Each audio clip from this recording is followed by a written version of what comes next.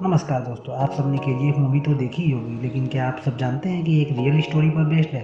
दोस्तों, जैसा मूवी में आप सब लोग देख सकते हैं कि सुपरस्टार यश ने रॉकी नाम से केजीएफ में अपना किरदार निभाया है। वो किरदार असल जिंदगी से जुड़े कर्नाटक के रहने वाले राउडी थंगम से लिया गया है, जिसको 1997 में एक पुलिस एनकाउंटर में मार दिया गया। आखिर क्यों उसका एनकाउंटर किया गया, क्या है राउडी थंगम और केजीएफ की कहानी, जानने के लिए इस वीडियो को पूरा देखें। दोस्तों, केजीएफ की कहानी बताती है कि इसकी माइनिंग लगभग 2000 साल पहले शुरू हो गई थी। इसमें से बहुत से राजा महाराजाओं ने सोना निकाला है। दोस्तों, इंडिया की सोने की चिड़िया ऐसे ही नहीं कहा जाता था। इंडिया की सबसे बड़ी सोने की खदान केजीएफ ही है, जिसमें बताया जाता है कि आज भी बहुत सा सोना है जो अभी तक निकाला नहीं गया है। दोस्तों, बताया जाता है कि सन 1800 से लेकर 2001 तक इसमें से लगभग 800 टन सोना निकाला गया, जिसमें अपने ही देश के कई राजा महाराजाओं ने भी सोना निकाला है, और जिसमें से मराठाओं से लेकर हैदराबाद के निजाम तक केजीएफ से सोना निकाल चुके हैं। 1880 के समय इस पर ब्रिटिशों का कब्जा रहा, और इस समय में दुनिया की सबसे गहरी और सबसे ज़्यादा सोना निकालने वाली खानों में से केजीएफ ही रह चुकी है। दोस्तों, केजीएफ 30,000 माइनर्स का घर रह चुका है। इसमें दुनिया भर से लोगों को माइनिंग के लिए लाया जाता था।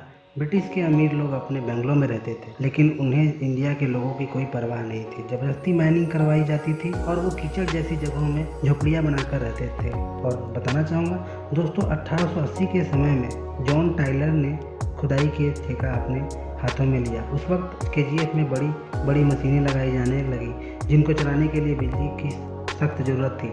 और उस समय एशिया में केवल जापान में के टोक्यो में बिजली थी। तब 1902 में भारत का सबसे पहला और पुराना हाइड्रो इलेक्ट्रिक पावर प्लांट तैयार किया गया, जिसका नाम कावेरी इलेक्ट्रिक पावर प्लांट रखा गया था। और तब केजीएफ में पहली बार बिजली पहुंची। इस पावर प्लांट से ज़रूरत से ज़्यादा बिजली उत्पादन होता था, जिसके चलते आसपास के शहरों को भी बिजली दी गई। जैसे बंगलुरु भारत का सबसे पहला शहर था जिसमें बिजली पहुंची। 1970 में केजीएफ का नियंत्रण बीजीएमएल यानी भारत गोल्ड माइंस लिमिटेड ने अपने हाथों में ले लिया। शुरुआत में तो फायदा हुआ, लेकिन बाद में बीजीएमएल का नुकसान बढ़ता ही चला गया, क्योंकि सोना अब काफ़ी नीचे मिलता था, जहां गर्मी ज़्यादा और सोना कम मिलने लगा था। 1989 के समय बीजीएमएल का कुल कर्ज उसकी संपत्ति के दोगुना हो गया था, और 2001 आते आते बीजीएमएल ने केजीएफ में काम करना बंद कर दिया। 2016 में सरकार ने इसकी नीलामी की घोषणा कर दी, जिससे शायद केजीएफ फिर से आज की नई टेक्नोलॉजी के माध्यम से चल पड़े, और इसके बहुत सारे फायदे हो सकता है, क्योंकि सोना पहले के मुकाबले में 5 गुना से भी ज़्यादा महंगा हो गया है। दोस्तों, एक समय था जब केजीएफ को लिटिल इंग्लैंड के नाम से भी जाना जाता था, क्योंकि यहाँ का रहन सहन इंग्लैंड जैसा ही था। लेकिन जो भारतीय मजदूर थे जो माइनिंग के लिए लाए गए थे, उनकी हालत बहुत ख़राब थी।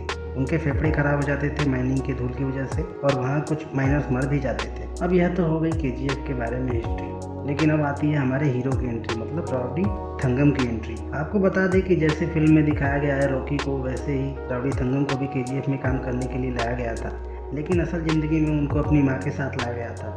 बाद में थंगम के नाम बहुत सारे केस दर्ज हो गए। थंगम ने कई सारी चोरियां की, वह उन पैसों को उन गरीबों में ही बांट देता था। बाद में चोरियां इतनी बढ़ गई कि पुलिस ने परेशान होकर उसको इनकाउंटर का यानी शूट एंड साइड का ऑर्डर दे दिया। 27 दिसंबर 1997 को आंध्र प्रदेश में केजीएफ पुलिस ने थंगम को गोली मारकर हत्या कर दी। उस वक्त थंगम सिर्फ 25 साल का था, और उसके साथ 3 भाइयों को भी एक मुठभेड़ में मार दिया गया। फिल्म में रॉकी की प्रेरणा उसकी माँ थी, और रियल लाइफ में भी थंगम की प्रेरणा उसकी माँ ही थी, जो केजीएफ में उसके साथ काम करती थी, जिसका नाम पोली था। दोस्तों, थंगम ने अपनी गैंग का नाम पोली गैंग रखा था। वो अपनी गैंग के साथ केजीएफ और उसके आसपास की सोने की दुकानों को लूट करते थे।